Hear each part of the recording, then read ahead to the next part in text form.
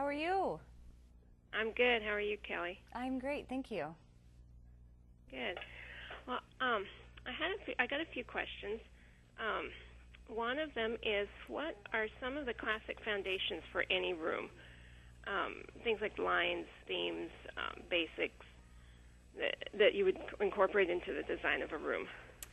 I'm a huge proponent of classic design simply because I believe as your style changes, if your foundation is very classic, then you simply don't have to spend so much money when you do transformations again. So specifically in your bathroom, which I'd like to talk about bathrooms today, when you're redoing your bathroom, stay very classic with everything. That way, obviously, your style changes. You just change out the few things like your towels or maybe a nice stool or even your knobs in your bathroom. Now, when going with a classic design scheme, always choose classic paint colors.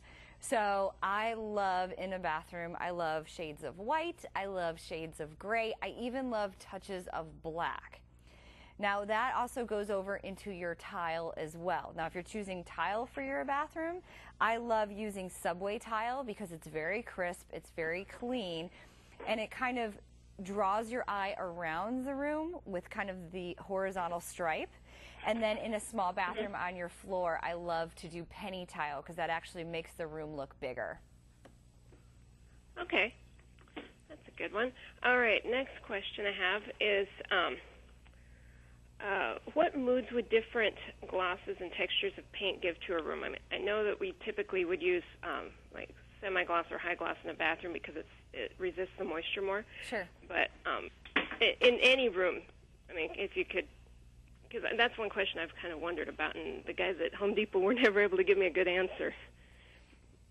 Well, obviously, if it's a kid's room, you don't ever want to go with flat paint. You always need something wipeable, so that's when you turn to your semi-gloss. Now, as far as like furniture goes, like you just talked about, I always say the glossier the paint, the more modern something will look.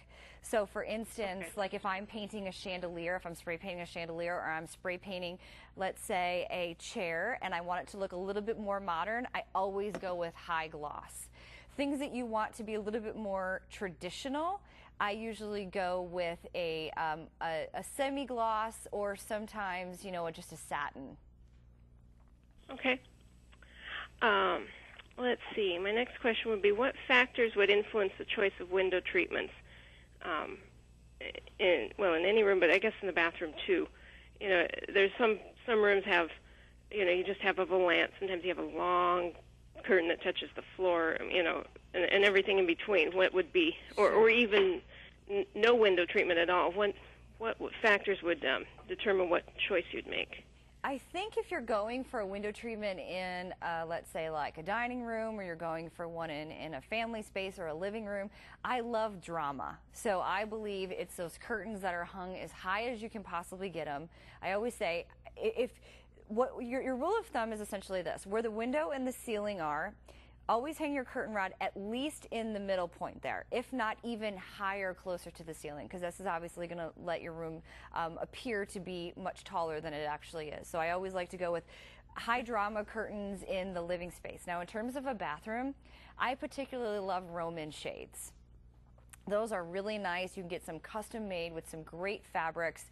You know, 9 times out of 10, your bathroom is very void of texture, and the Roman shade will kind of give you that much needed like the softening and the texture that you need in the bathroom. So I'd say Roman shades.